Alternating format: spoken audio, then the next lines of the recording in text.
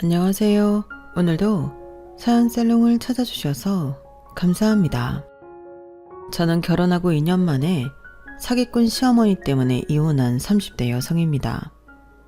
이혼은 소송을 통해서 했고요. 걸린 기간만 따져보면 1년이 조금 안 되는 것 같은데 심리상 한 4, 5년은 걸린 기분이더라고요.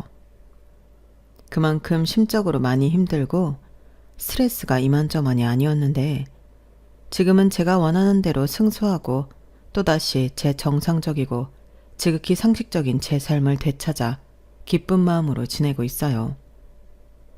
그러면서 사람이 행복하고 불행한 건 다 마음가짐에 따라서 좌지우지 된다는 걸 새삼 깨달았는데요. 결혼 전에는 제가 행복한지 모르고 살았더라고요. 남들은 연애도 잘하고 결혼도 해서 잘 사는 것 같은데 나는 뭐가 못나 매일 혼자서 청승을 떨고 있나 그런 생각을 많이 했거든요.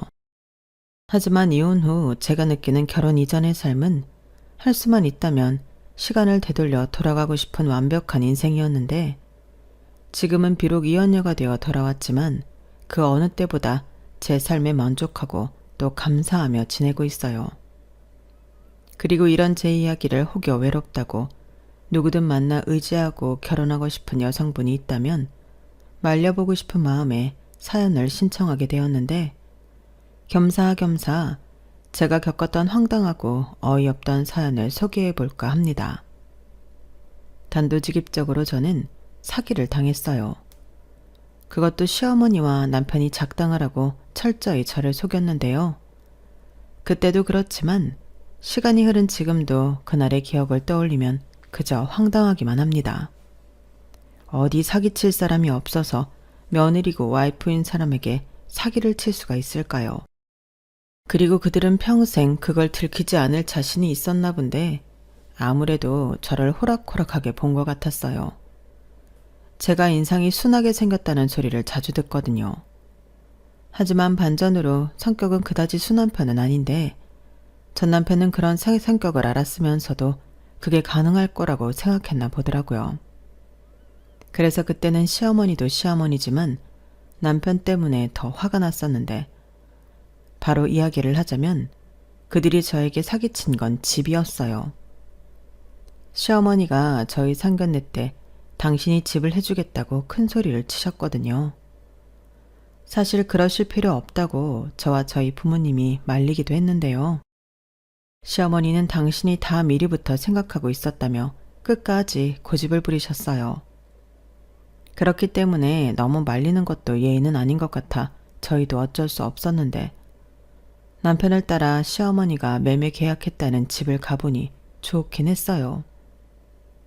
둘이 살기엔 평수가 좀 있는 것 같긴 했는데 전세도 아니고 매매이니 나중에 아이가 태어날 것을 고려하면 나쁘지 않을 것 같았거든요. 그래서 집안에 들어가는 인테리어도 그렇고 혼수 장만에 신경을 더 쓸 수밖에 없었는데 당시만 해도 시어머니가 집을 해결해 주셨기 때문에 저랑 저희 부모님은 혼수 장만에 더 예산을 투입할 수 있었죠.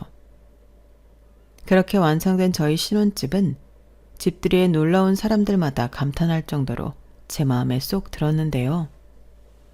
다만 한 가지 아쉬운 점이 있다면 제 직업 특성상 야근도 많고 출장에 외근도 많아 집을 예쁘게 꾸며놓고도 잘 누리지 못한다는 거였어요. 하지만 워낙에 저는 제 일을 사랑했고 또 만족하고 있었기에 불만은 없었죠. 집이라는 게 없어지는 것도 아니고 지금은 완벽히 누리지 못해도 나중엔 실컷 누릴 수 있을 거라고 생각했거든요. 그리고 결혼 후 남편에게도 의외의 면을 발견해 당신은 제가 정말 결혼을 잘했다고 자부했는데 그렇게 제가 감사하고 좋다고 했던 것들은 죄다 사기였어요. 전부 시어머니와 남편이 짜고 치는 고스톱에 저 혼자 놀아난 거죠. 그리고 그걸 알았을 때는 이루 말할 수 없는 배신감과 분노에 저도 제정신이 아니었는데요. 우선 어쩌다 제가 저런 인간을 만나 결혼하게 되었는지 그 이야기부터 시작해 볼게요. 저는 방송국에서 스텝으로 일을 하고 있습니다. 대학 졸업 후 쭉 여러 방송국을 다니며 같은 일을 하고 있는데요. 방송을 만들다 보면 정말 여러 관계자 사람을 만나거든요. 장소도 섭외해야 하고 때론 사용 허가를 받아야 하는 경우도 있는데 남편도 그 중에 한 사람이었어요.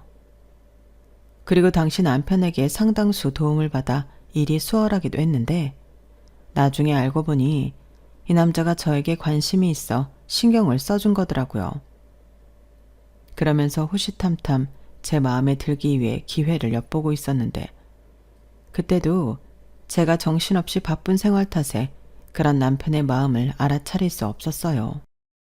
그런 마음도 시간이나 마음의 여유가 있어야 눈에 들어오고 마음에 들어오는 거죠. 하지만 그때는 하루를 48시간처럼 살고 있던 저였기 때문에 사실 반 시체나 다름없었는데 정신을 차려보니 이 남자가 저에게 공이란 공은 다 들이고 있더군요. 그것도 자그마치 3년이 넘었는데 그게 고맙기도 하고 미안하기도 했어요. 그러면서 동시에 저런 수뇌부를 갖고 있는 남자라면 만나볼 만하다 싶은 생각이 들었고 저는 드디어 그 남자의 마음에 화답을 했는데요. 지금은 딱히 떠올리고 싶지 않지만 제 전남편의 인상으로 말할 것 같으면 둥글둥글 곰상이었어요. 여러분들 푸바오 아시죠? 딱 그런 느낌이었거든요. 그리고 웃을 때는 순진무구한 아이처럼 귀엽기도 했는데 제가 처음 연락해서 데이트 신청을 했을 때 이 남자의 얼굴이 세상을 다 가진 어린아이 같더군요. 저는 그 얼굴이 좋았어요. 게다가 제가 무슨 말만 하면 초롱초롱 눈빛을 빛내며 경청하는 모습도 인상 깊었는데 지금 생각해보면 제가 연애를 아주 오랫동안 쉬었기 때문에 별것도 아닌 것에 혹했던 거였죠. 하지만 인연은 타이밍이라고 했던가요? 저는 오랜만에 깨어나고 있는 연애세포가 반가웠고 순식간에 호르몬의 노예가 되어버렸어요. 다시 오랜만에 하는 연애는 너무 달콤하더라고요. 게다가 바쁜 제 일정을 100% 이해하고 있던 남편에게 그야말로 홀딱 빠져 있었는데요. 남편은 시간이 날 때마다 저를 찾아와 저를 챙겨줬어요. 먹을 것부터 시작해 우산, 겉옷, 아플 때는 약까지 사와서 저를 챙겨줬는데 덕분에 제가 연애 중이라는 걸 모르는 사람이 없을 정도였죠. 그리고 그때는 처음으로 결혼에도 관심이 있을 때였는데 그렇게 연애 4년을 하고 드디어 결혼을 하기로 그 남자와 약속했죠. 당시도 좀 바쁠 때긴 했어도 연봉이 그래도 가정을 이루고 살 만큼은 되었어요. 더욱이 저 혼자만 버는 것이 아니고 그 남자도 연봉이 좀 되었기 때문에 우리 둘이 벌면 그럭저럭 남들보다 뒤지지 않게는 살 수 있을 것 같았는데 시어머니 인상도 꽤 좋았죠.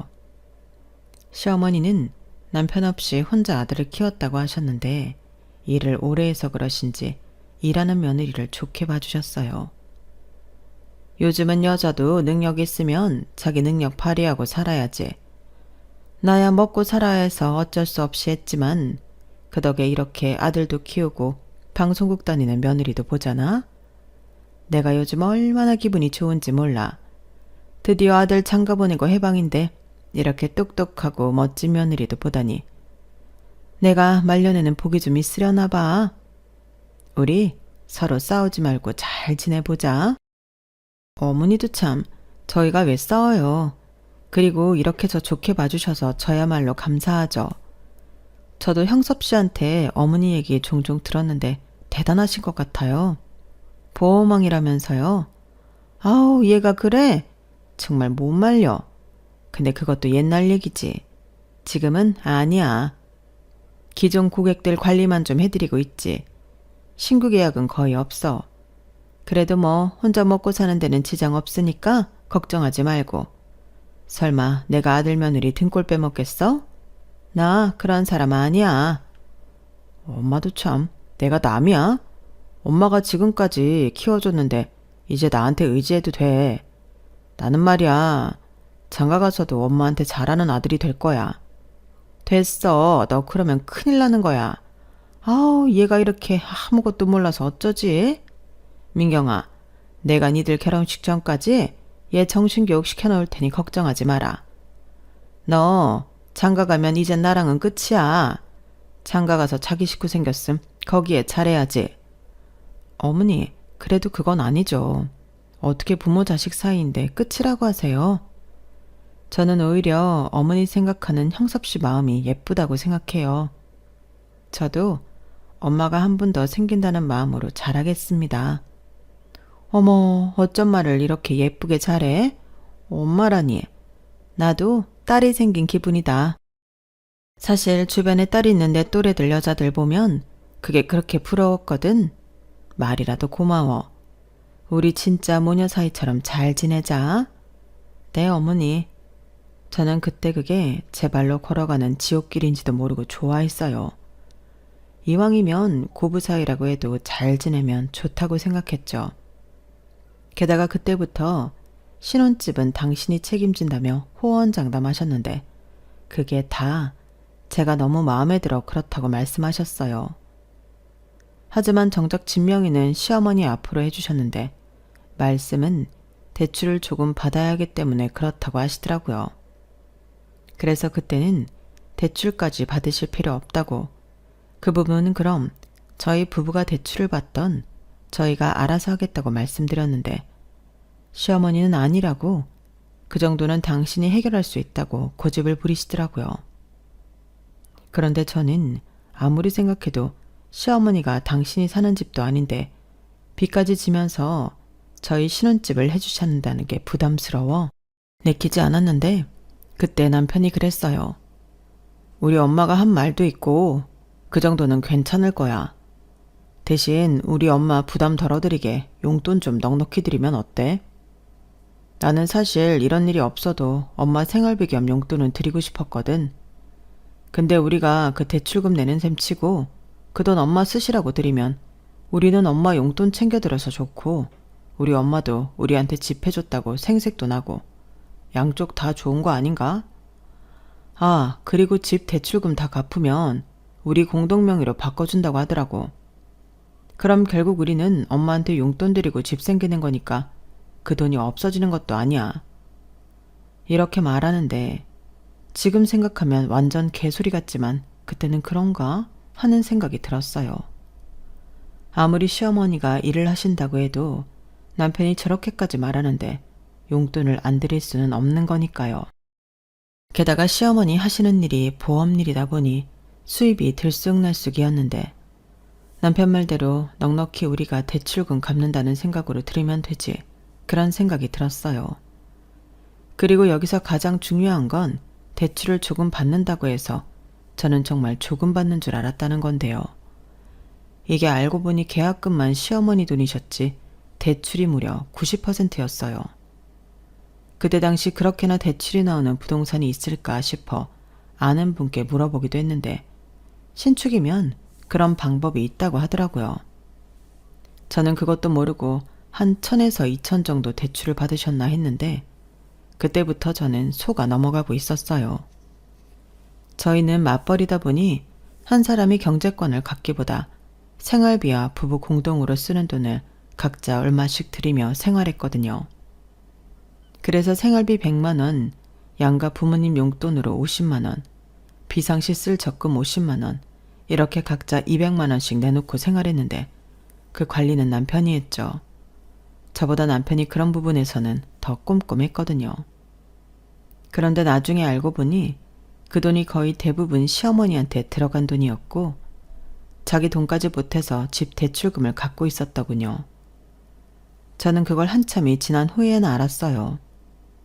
그리고 뭐 제가 난 200만 원에서 전부 해결이 되었다면 문제 삼을 것도 없었는데 당연히 저희 생활비에서 빵꾸가 나 그게 슬슬 문제가 되어갔죠. 남편이 처음엔 자기 돈으로 메꾸다 야금야금 대출을 받아서 메꿨나 보더라고요. 그러니 비상시 쓸 적금 따윈 애초에 모인 적도 없었는데 여기서 시어머니 앞으로 들어간 돈만 순수하게 300만 원이었어요. 거기에 저희 친정 용돈 50만 원 드리면 나머지는 50만 원이었는데 아무리 식구가 딸랑 둘이라고 해도 턱없이 부족했죠. 그런데 이 남자가 그 부족한 생활비를 대출 예외에 또 어떤 식으로 해결했는지 아세요? 이 부분도 사실을 알았을 때 너무 소름이 끼쳤는데 그걸 알았을 때는 결혼하고 6개월이 넘었을 때였어요. 제가 결혼할 당시 진짜 바빴거든요. 결혼도 겨우 그날은 빼야 한다고 우겨서 뺐었는데 신혼여행 2박 3일 다녀오고 거의 집에는 잠만 겨우 자러 가는 그런 곳이었어요. 솔직히 집에 안 가고 대충 어디서든 자면 한두 시간이라도 더 자는데 그래도 남편 옆에서 자고 싶어서 꾸역꾸역 집에 들어갔죠. 남편이 저를 데리러 오기도 했거든요. 그런데 성격이 꼼꼼할 줄은 알았지만 집에 들어가 보면 청소며 음식까지도 너무 잘하는 거예요. 심지어 제가 먹을 밥까지 꼼꼼하게 랩핑을 해뒀는데 처음엔 그 성의가 너무 감동이라 그 음식들을 다 먹고 자곤 했어요. 하지만 이윽고 그럴 시간에 얼른 씻고 남편 품에서 자고 싶었던 저는 그 밥도 먹지 못했는데요. 그렇게 영원히 끝나지 않을 것만 같던 야근도 끝이 났어요. 그건 바로 개편이었는데요. 이걸 다행이라고 해야 하나 아니면 서운하다고 해야 하나? 개편 때문에 일이 줄었거든요. 사실 좀 쉬고 싶다는 생각도 있던 참이라 저는 내심 개편이 반가웠어요. 신혼인데 바빠서 제대로 남편이랑 좋은 시간도 즐기지 못했으니까요. 그래서 이참에 남편과 오붓한 시간도 많이 보내고 데이트다운 데이트도 할 생각에 설레이고 있었는데 그런 마음으로 그날은 일찍 집에 들어갔어요. 오늘 당장부터 남편이랑 시간을 보내고 싶어서였는데요. 제가 저희 집 현관문을 열고 들어가니 남편 옆에는 시어머니가 떡하니 앉으셔서 과일을 드시고 계셨어요. 그리고 그 두 사람은 일찍 집에 들어온 저를 마치 못 볼 걸 봤다는 듯 두 사람이 깜짝 놀랐는데 두 사람이 너무 놀라니까 저도 덩달아 놀라게 되더라고요. 그런데 시어머니 차림이 뭔가 석연치 않았는데요. 아무리 아들 집이라고 해도 누가 봐도 파자마 차림이셨어요. 시댁과 저희 집 거리가 차로 15분 정도 걸리는데 거리가 가깝긴 했거든요. 하지만 그렇다고 시어머니가 차가 있는 것도 아닌데 저 차림으로 저희 집까지 대중교통을 타고 오셨다고 생각하면 잘 이해가 가지 않았죠. 그래도 뭐 당신이 이상하게 생각하지 않아서 그 옷차림이 괜찮다고 하신다면 그것도 이해 못할 건 아니라고 생각했어요. 그땐 그저 시어머니가 파자마가 속옷도 아니고 남의 시선은 별로 신경 쓰지 않으시나 보다. 이렇게 단순하게만 생각하고 넘겼거든요. 그런데 뭔가 이상한 낌새는 그 다음부터 시작되었는데요. 아무리 남편이 꼼꼼하고 세심하다고 해도 청소며 정리가 너무 살림 구단 같은 거예요. 물론 처음에는 감탄하고 내가 남편을 잘 골랐구나 좋아했죠. 요즘은 남자 여자 할 것 없이 집안일에 재능 있는 사람들이 많잖아요. 더오기 저는 늘 밖에서 일을 많이 하던 사람으로 청소나 요리 같은 살림은 자신이 없었는데 솜씨가 빼어난 남편을 만나 저는 복받은 여자라고 생각했어요. 그런데요, 그건 순전히 제 착각이더군요. 제가 개편 후 남편과 같이 있는 시간이 많아지다 보니 그때부터 뭔가 이상한 걸 눈치챘거든요. 그렇게 치우는 것도 잘하고 정리전돈도 잘하던 남편은 저랑 있으면서 영 딴 사람이 되었는데 건조기에서 나온 빨래를 갤 때도 서랍에 있는 옷들과는 확연하게 달랐어요. 서랍에 정리된 옷들은 아주 칼각을 자랑하며 예쁘게 들어있었거든요. 하지만 제 눈 앞에서 빨래를 정리하는 남편의 손에는 영 다른 옷이 있었는데 그러고 보니 냉장고에 들어있던 반찬들도 이상했어요. 요리도 제법 잘한다고 해서 그런 줄은 알았지만 냉장고에 있는 반찬은 내공이 느껴졌는데 그 정도 의문점이 생기니 답은 바로 나오더군요. 바로 시어머니였어요. 자기야, 혹시 나 바쁠 때 우리 집에 어머님이 자주 오셨어? 어? 그걸 왜 갑자기 물어? 그냥 뭐 오다 가다 종종 왔지. 왜? 아니, 서랍에 든 옷도 그렇고 냉장고에 있는 반찬은 어머님이 하신 것 같아서. 그리고 화장실 청소도 그럼 그동안 어머님이 하신 거야? 어, 그냥 엄마가 자기 일하느라 힘든 것 같다고 자기가 한다고 해서 몇 번 했어. 근데 왜 자기는 그런 얘기 나한테 한 번도 안 했어? 전에 어머님 우리 집에 계실 때도 아무 말 안 했잖아. 그야 별로 중요하지 않으니까. 엄마도 우리 집에 올 수 있는 거고 또 온 김에 이것저것 해줄 수도 있지. 왜? 자기는 그게 싫어? 나는 오히려 자기가 좋아할 줄 알았는데. 그래, 그건 맞아. 감사하지. 근데 말이야, 서랍에 내 속옷까지 정리해 주시는 건 좀 아닌 것 같아. 난 그게 자기가 한 줄 알고 여태 아무 말 안 했는데. 그럼 그동안 계속 내 속옷을 어머님이 빨래하시고 정리까지 하셨다는 거잖아. 뭐 어때? 같은 여잔데. 그리고 자기도 궁금하면 물어보지. 왜 내가 그걸 다 했다고 생각했어? 나는 자기도 눈치껏 알 거라고 생각했는데. 그걸 말을 안 하는데 어떻게 알아? 그리고 그럴 줄 알았으면 내가 내 빨래를 그렇게 내놨겠어? 자기한테도 내가 빨래 돌릴 때 내 속옷까지 빨아달라고 하진 않았잖아. 늦게라도 내가 할 건데. 그래도 뭐 우리 엄마가 해줬으니까 좋은 거 아니야? 나는 자기가 왜 이렇게 예민하게 구는지 이해를 못하겠네. 아니, 내가 하고 싶은 말은 그럼 우리 집에 어머님이 도대체 얼마나 자주 오신 거냐고. 아무리 시어머니가 사주신 집이고 아들 집이라고 해도 매일같이 오시는 건 좀 아니잖아. 뭐가 아니라는 거야. 나는 좋기만 했는데. 왜? 그럼 나는 뭐 맨날 자기만 기다리면서 이 넓은 집에 혼자 있어? 겸사겸사 집도 가까우니까 온 거지. 엄마도 우리 집에 오는 거 좋아하고. 나는 지금 자기 반응이 진짜 이상해. 저는 저를 이해할 수 없다는 남편에게서 처음으로 답답함을 느꼈어요. 시어머니 입장에서는 가깝기도 하고 아들 집인데 바쁜 며느리 대신 수고해 주신 걸 수도 있지만 며느리 입장에서는 아무리 못하는 살림이라도 시어머니한테 보이고 싶지 않을 수 있잖아요. 하지만 남편은 아무리 제가 얘기를 해도 그걸 이해할 수 없다는 듯 말했고 저는 더 이상의 대화는 불필요한 것 같아 대화 말고 부탁을 하기로 했어요.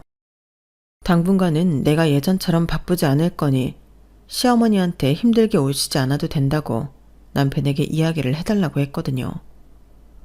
못하는 살림이라도 제가 자꾸 해봐야 늘지 않겠냐고 중간에서 오해가 생기지 않게 전달 좀 잘해달라고 했는데요.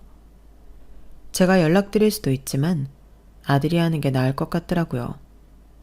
그리고 한동안은 남편이 얘기를 잘 했는지 시어머니가 저희 집에 오시지 않았어요. 집은 예전보다 좀 엉망이 되긴 했지만 제 마음은 전에 비하면 훨씬 편안했죠. 그런데 무슨 이유인지 남편의 얼굴은 점점 어두워졌는데요. 분명 저한테 말하지 못한 고민이 있어 보였어요. 처음엔 회사에 무슨 일이 있나 걱정이 되었죠. 그래서 슬쩍 간단한 술상과 함께 회사에 무슨 일 있냐고 물어보기도 했는데요. 남편은 아무 일도 없다고 능청스럽게 대화를 피하는 거 있죠. 분명 한숨도 자주 쉬고 밤에 잠도 잘 못 자는 게 고민이 있어 보였는데 저한테 말하기가 좀 그런가 보다. 그 정도로만 생각하고 넘길 수밖에 없었어요. 그리고 일하면서 을에 겪는 일이겠거니 생각하며 지나쳤는데 그 일은 그냥 지나치면 안 되는 일이었어요. 왜냐하면 그때 남편이 하던 고민은 저랑도 아주 많이 상관 있는 일이었거든요. 게다가 그때부터는 한동안 저희 집에 뜸했던 시어머니가 주말이면 여지없이 저희 집에 출근 도장을 찍으셨는데 시어머니는 당신 이름으로 구입한 집이라 그런지 저희 집을 마치 당신의 별장인 듯 오고 싶어 하시더라고요. 솔직히 한두 번도 아니고 주말마다 불편하기 짝이 없었는데 당연하죠. 아무리 가족이라고 해도 시어머니는 저에게는 손님이잖아요. 그런데 시어머니는 제가 불편해하는 게 이상한 거라며 당당하셨는데 꼬리가 길면 잡힌다고 시어머니가 저희 집에 오셔서 저희 집이 너무 더럽다고 자기 손이 안 가서 그런 것 같다며 치우기 시작하셨어요.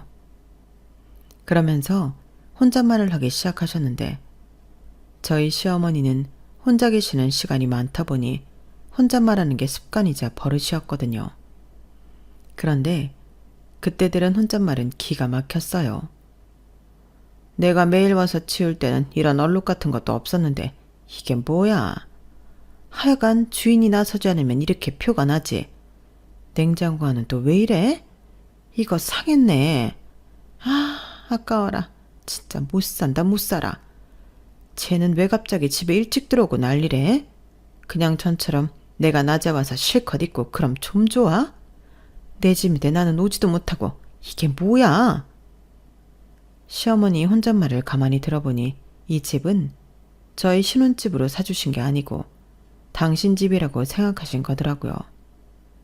그리고 저희 집에 종종 왔다는 남편의 말은 거짓말이었는데 매일같이 와서 밥하고 청소하고 빨래하고 다 하신 듯 했어요.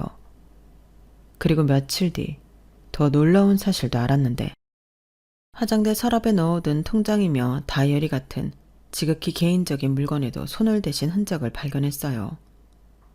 그때는 어찌나 소름이 돋던지 너무 스트레스 받았는데 제 다이어리에는 일기 비슷한 제가 쓴 글도 있었거든요. 그래서 저는 시어머니가 오셨을 때 그것들을 꺼내 설마 이런 것도 다 보신 거냐고 좀 예민하게 따졌어요. 아니, 있길래 좀 봤는데 그게 그렇게 잘못한 거냐? 어머니, 아무리 그래도 이건 아니죠. 제가 화장대 위에 올려놓은 것도 아니고 서랍 깊숙이 넣어뒀는데 이걸 왜 꺼내서 보셨어요? 나는 정리하다가 우연히 봤어. 뭔지 몰라서 좀 보다가 네 일기인 것 같아서 보다 말았다. 그게 이렇게 발끈할 일이냐? 그럼요.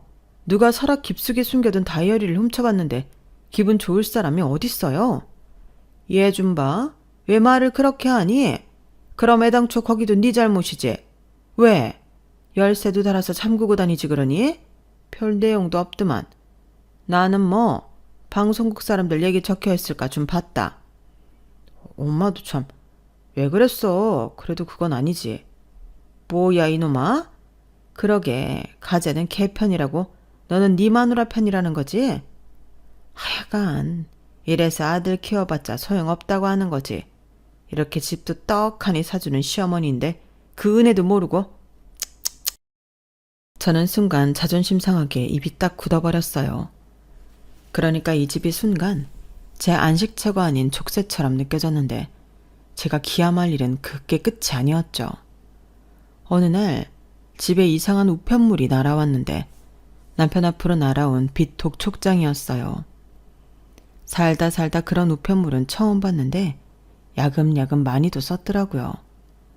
그리고 이게 다 뭐냐고 남편에게 따지니 남편은 어디서 말도 안 되는 거짓말을 하기 시작했고 제가 바보가 아닌 이상 그 거짓말에는 속을 수 없어 결혼하고 엄청 큰 부부싸움을 하게 되었어요.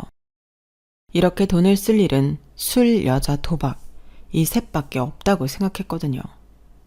그런데 남편은 셋 다 아니라고 잡아댔고 급기야 자기도 답답하고 억울했는지 자기 입으로 비밀을 털어놓기 시작했는데요. 그 비밀은 지금 생각해도 너무 충격이었어요. 시어머니가 사준 우리 집이 대출이 90%나 있는 깡통이라는 걸 알게 되었거든요. 게다가 생활비와 적금인 줄 알고 남편에게 주던 제 돈은 그 대출금 갚느라 대부분 쓰였는데 시어머니는 자기 이름만 갖다 썼지 남의 돈으로 자기 빚 갚고 생색이란 생색은 다 냈던 거더라고요. 그리고 남편은 이렇게 된 거 자기도 너무 힘들었다며 어차피 우리가 사는 집이니 저랑 반반씩 해서 대출금을 좀 갚자고 했는데 기가 막혔죠. 아니 솔직히 지금까지 속은 것도 열받는데 4명이도 아닌 집 대출금 갚아주고 싶지 않았어요. 애당초 상견례 때도 그러실 필요 없다고 말린 사람도 저였잖아요. 그런데 이렇게 사람 뒤통수를 치고 또 자기 집이라고 집도 해줬는데 은혜를 모른다는 소리까지 들었으니 열이 안 받을 수 없었는데 마이너스 통장에 신용대출, 카드론까지 남편이 그간 혼자 쳐놓은 사고도 짜증이 났어요. 결국엔 집 대출금이란 남편 빚도 같이 갚아야 한다는 소리잖아요.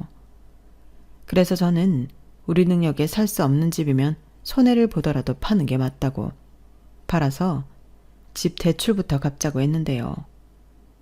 그 소식을 들은 시어머니가 난리가 났어요. 자기 집을 왜 제 마음대로 파냐고 얼굴까지 시뻘개져서는 따지러 오셨더라고요. 그래서 저도 같이 따졌어요. 이렇게 90% 빚으로 사주신 집이 사주신 거냐고요. 이건 그냥 저희더러 대신 빚 갚고 살라는 건데 그럼 명의라도 우리한테 줘야 하지 않았냐고 따졌어요.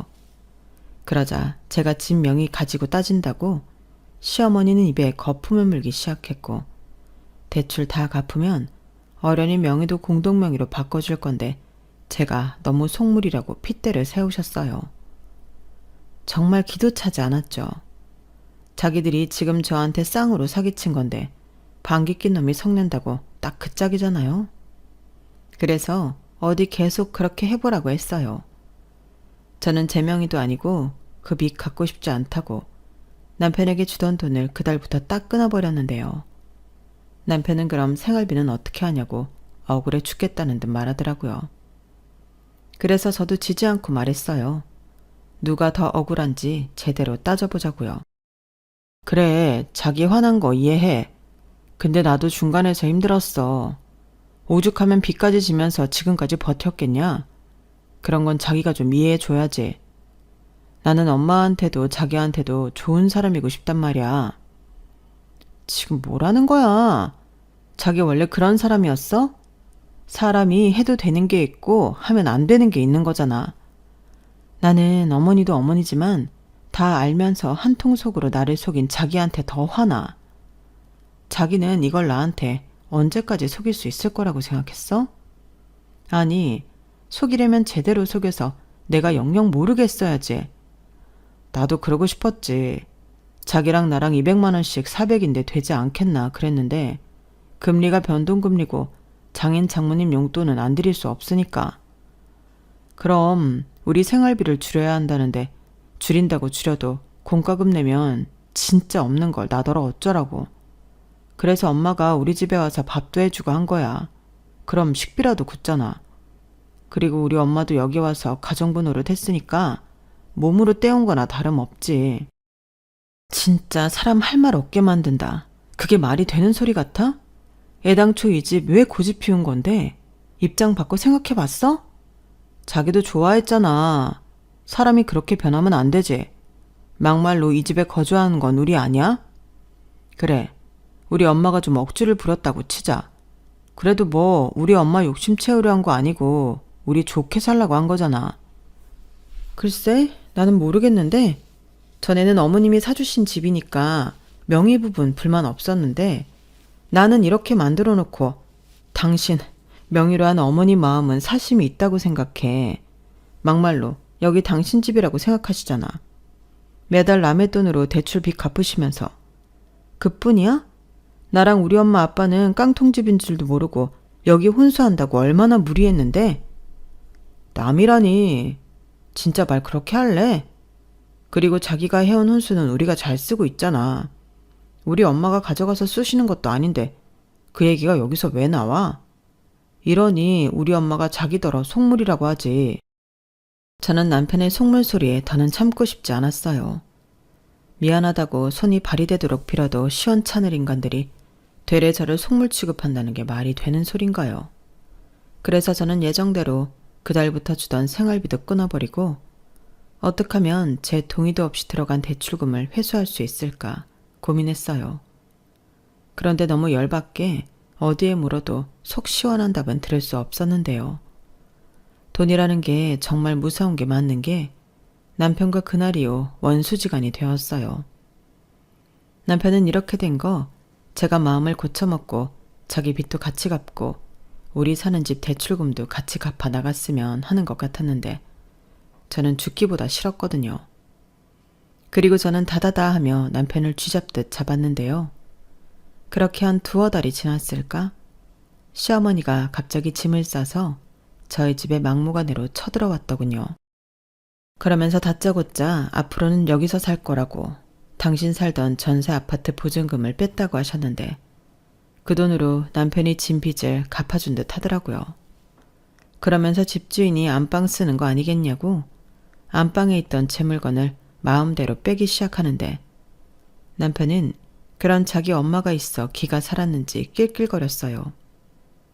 그 얼굴을 보는데 저 사람이 제가 좋다고 저를 쫓아다녔던 인간이 맞나 의구심이 들 정도였어요. 그래서 이렇게 된 거 그냥 편하게 이 집에서 둘이 살라고 저는 친정 부모님에게 연락을 드렸죠. 그러자 시어머니도 남편도 무슨 이런 일로 부모를 찾냐며 제 핸드폰을 뺏으려 했는데 다행히 제가 통화 버튼을 누른 뒤였어요. 그렇게 시어머니와 남편의 목소리가 여과 없이 핸드폰에 들렸고 이게 무슨 소리냐고 저희 아빠가 물으셨는데 저는 핸드폰에 대고 바로 빨리 집으로 와달라고 했어요. 큰일 났다고 다급히 말했는데 저희 부모님은 정말로 저한테 무슨 일이 생긴 줄 알고 달려오셨더라고요. 그러면서 졸지에 한 집에 양가 부모가 함께하게 되었는데 모든 사실을 알게 된 저희 부모님은 한숨을 크게 쉬셨죠. 그 모습에 시어머니는 민망한 듯 헛기침을 하긴 했는데 끝내 그 뻔뻔함은 잃지 않으셨어요. 아니, 제가 뭐 거짓말한 게 있습니까? 지금은 제 명이지만 대출 다 갚으면 애들 명의로 해줄 거고 애들이 주는 용돈으로 대출금 냈는데 그럼 그 돈은 제 돈이죠. 안 그래요? 내가 내 돈으로 빚 갚아주고 있는데 얘가 왜 이렇게 성을 내는지 저는 모르겠습니다. 사부인, 그건 억지죠. 아니, 애당초 저희가 집을 해와야 한다고 한 것도 아닌데 이렇게까지 무리하실 필요가 뭐가 있어요? 정서방 빚까지 지면서 사부인 전세 보증금도 날렸지 않습니까? 그건 이기적인 따님 때문이죠. 부부면 남편 빚도 같이 갚아줄 수 있는 건데 자기 속였다고 매달 내던 돈도 딱 끊어버렸으니 어쩔 수 없는 거죠. 집 대출금 미납되면 경매돼요. 그럼 이게 다 저희 딸 때문이라는 소리입니까? 여보, 진정해. 저기 사부인, 그러지 마시고 우리 현실적으로 생각하죠. 결국엔 애들 잘 살라고 하신 거잖아요. 그렇게 고집을 피우고 여기서 산친하고 버티면 애들이 어떻게 잘 살겠습니까? 그러지 마시고 이 집 정리하시고 지금이라도 애들은 애들 힘으로 살게 하죠. 네? 그럼 저더러 제 집을 팔라는 소리세요? 저는 싫어요. 어떻게 장만한 첫집인데요. 그리고 저 시어머니입니다. 여기에 살 자격 있어요. 두 분은 서로 의지할 옆 사람이라도 있지. 저는 뭐 누가 있습니까? 말년엔 여기서 며느리 수발도 좀 받고 그렇게 살고 싶습니다. 뭐라고요? 저희 엄마는 뻔뻔하다 못해 당당한 시어머니의 태도에 그야말로 뒤로 넘어갈 지경이셨어요.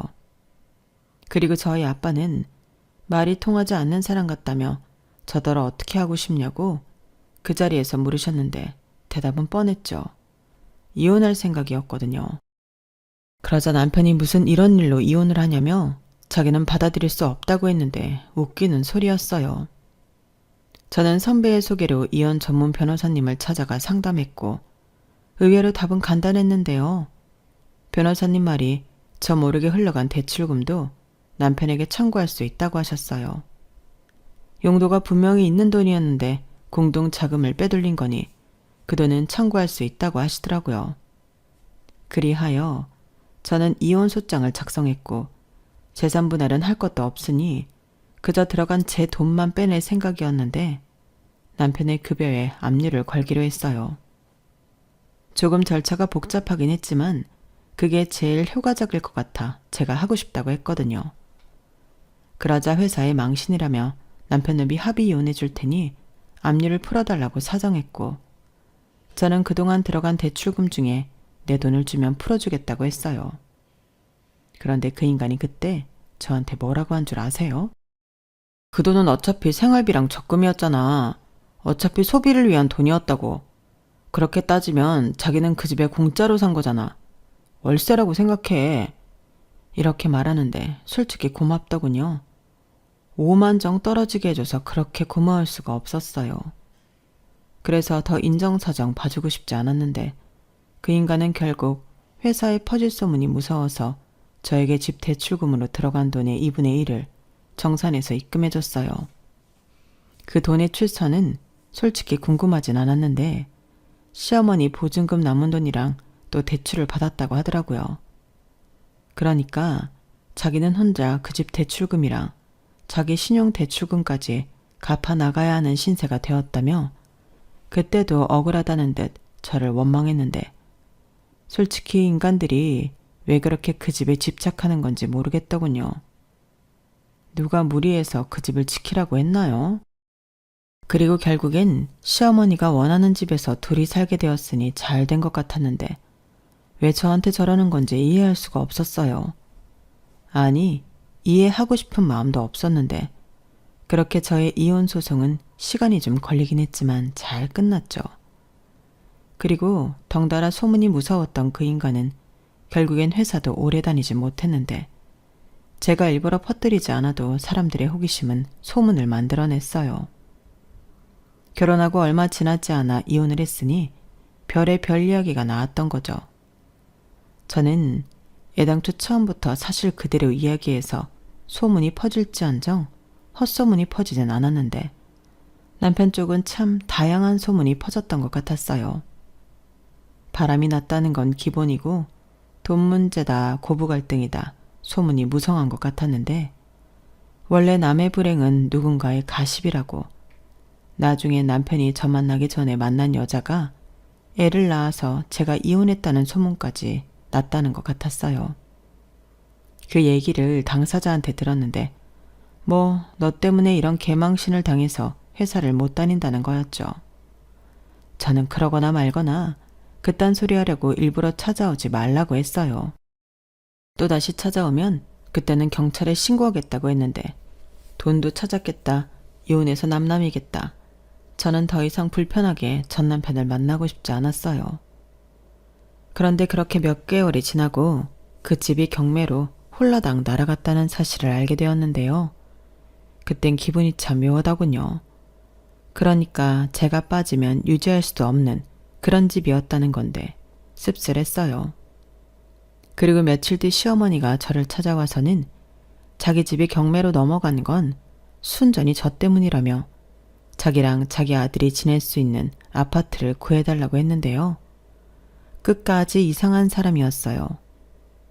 누구 때문에 아들 며느리가 이혼까지 했는데 반성이라는 걸 모르는 아주머니더라고요. 그래서 저는 제 입으로 떠드는 것도 힘들고 바로 경찰에 신고했죠. 전 남편 전 시어머니가 돌아가면서 찾아와 괴롭힌다고 호소했더니 경찰이 바로 출동했어요. 그리고 경찰 2명에게 둘러싸여 이러시면 안 된다고 이야기를 듣고 경찰서로 향하셨는데 그 후로는 다행히 두 인간은 제 눈앞에 나타나지 않았어요. 정말 다행이었죠. 그렇게 저는 다시 원래의 제 삶으로 돌아올 수 있었는데요. 그때 비로소 깨달았네요. 이미 충분히 저는 행복한 사람이라는 걸요. 하고 싶은 일을 마음껏 하며 자유롭게 살고 있었는데 왜 그걸 몰랐을까요?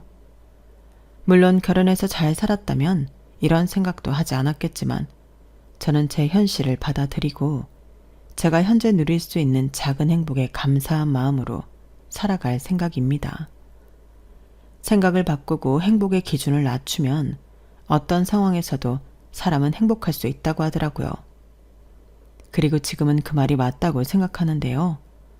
어쩐지 잘 살 수 있는 용기가 생기는 것 같아 힘이 나요.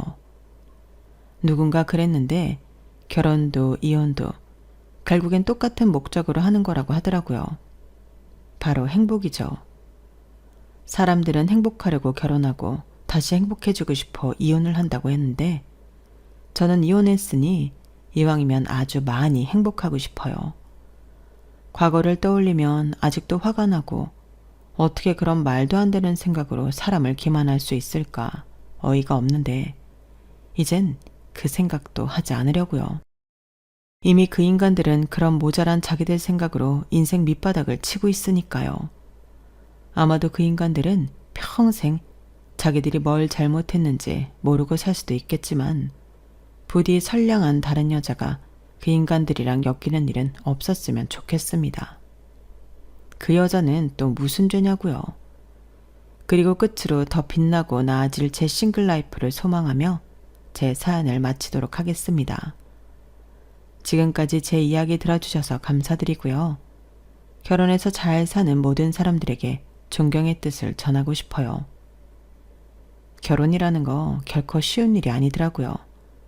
그리고 바람이 있다면 나중에, 아주 나중에 저도 진짜 제 평생을 함께 할 수 있는 그런 인생의 반쪽을 만났으면 하는데 그때까지 열심히 살도록 하겠습니다. 그럼 항상 건강 잘 챙기시고요. 오늘 하루도 보람있고 행복하시길 소원하며 안녕히 계세요. 감사합니다. 여러분, 사연 댓글에 응원과 현명한 조언 부탁드려요. 좋아요와 구독은 저에게 큰 힘이 됩니다. 오늘도 좋은 일 가득하세요.